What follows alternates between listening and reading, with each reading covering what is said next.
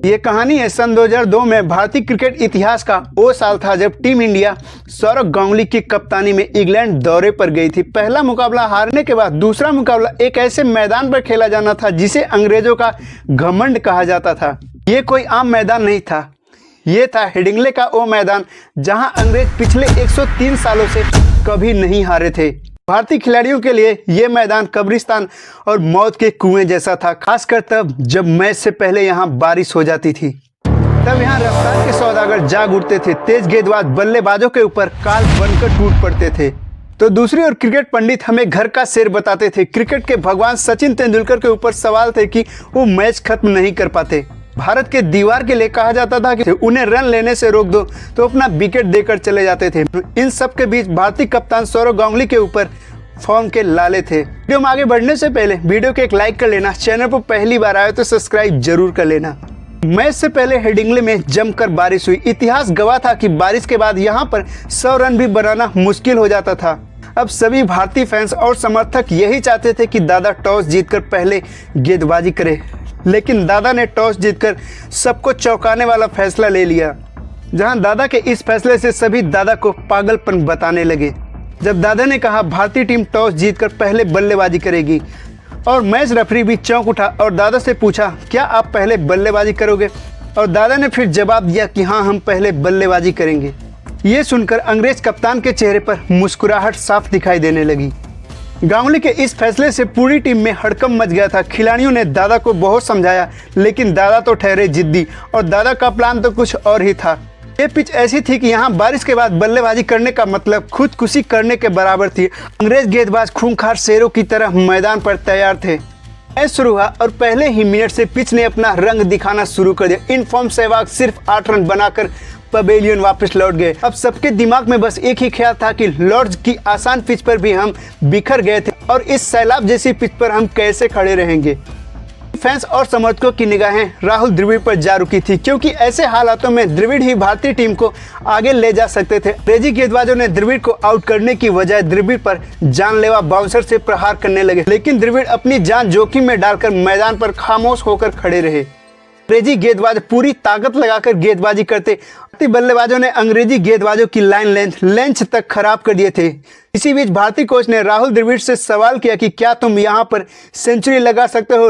अगर यहाँ पर सेंचुरी लगाते हो तो ये तुम्हारी जिंदगी की सबसे बेहतरीन पारी होगी।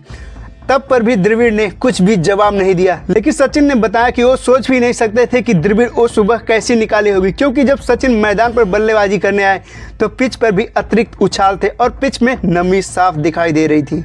द्रविड़ ने 120 गेंदों का सामना किया और 330 मिनट तक मैदान पर डटे रहे, अपना शतक पूरा किए थे। सचिन ने बाद में इस पारी को द्रविड़ के जीवन की सबसे बेहतरीन पारियों में से एक बताई।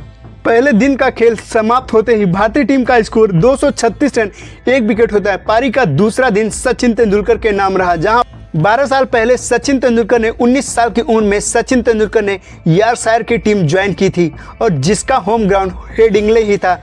आज उनका बेटा दुनिया में मशहूर होकर अपने घर वापस लौट रहा था।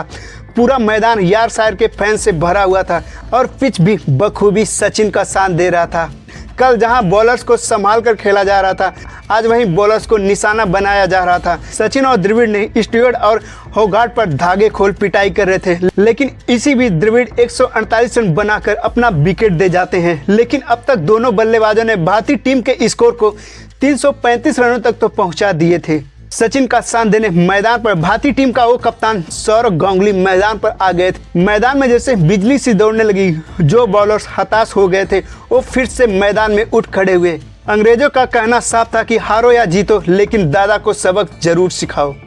दादा ने ही लॉर्ड्स की बालकनी में अपना टी-शर्ट उतारकर अंग्रेजों का अपमान किया था।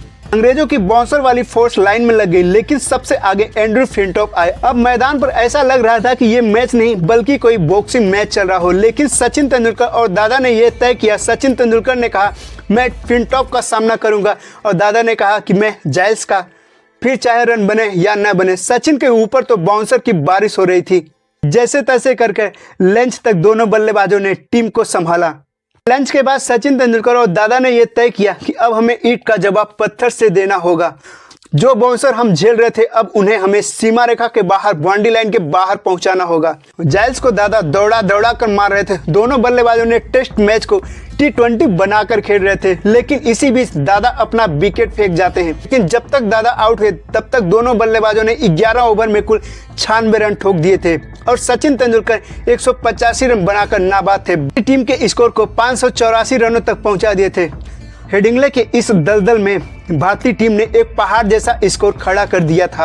अगले दिन सचिन तेंदुलकर 193 रन बनाकर आउट हुए। भारतीय टीम ने 628 रन 8 विकेट खोकर अपनी पारी घोषित कर दी। भारतीय टीम ने भारत के बाहर ये हाईएस्ट टोटल बना दिया था।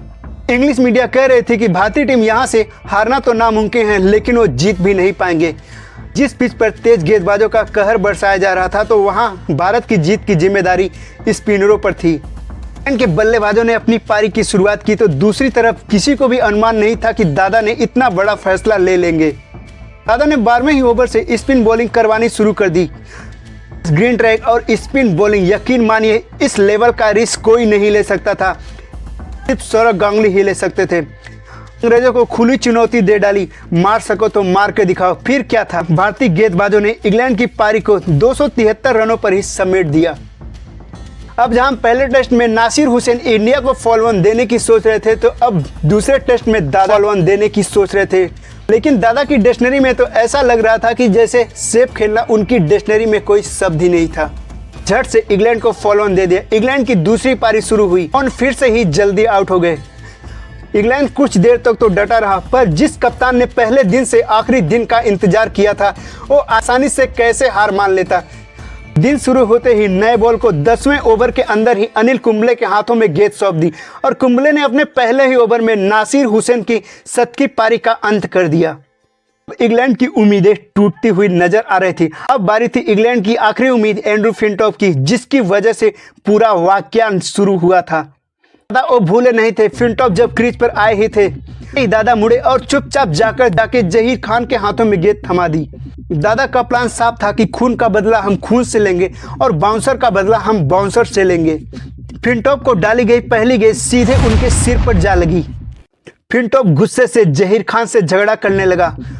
उसने नेट टेस्ट मैच में एक बाउंसर जहीर खान को भी चुनौती दे डाली थी और आज जहीर खान मानो वही चुनौती उसे वापस दे रहे थे। वहां जहीर खान ने तो भारत को मैच जितवाया और यहां पर फिंटॉप ने अगली गेंद द्रविड़ के हाथों में मार बैठे और इसी के साथ इंग्लैंड की सबसे खतरनाक पिच पर भारतीय स्पिनर ने 11 विकेट लेकर बड़े मार्जिन से जीत दर्ज कराई। एक इनिंग और 46 रन से भारतीय टीम ने हेडिंग्ले पर फतेह कर लिया था। भारतीय टीम ने 15 साल बाद इंग्लैंड में कोई टेस्ट मैच जीता था। भारतीय टीम ने 10 साल बाद एशिया के बाहर कोई सीरीज ड्रॉ करवाई थी। सो वीडियो पसंद आए तो प्लीज लाइक करना, चैनल पर पहली बार आए तो सब्सक्राइब जरूर कर लेना। वीडियो देखने के लिए बहुत बहुत धन्यवाद।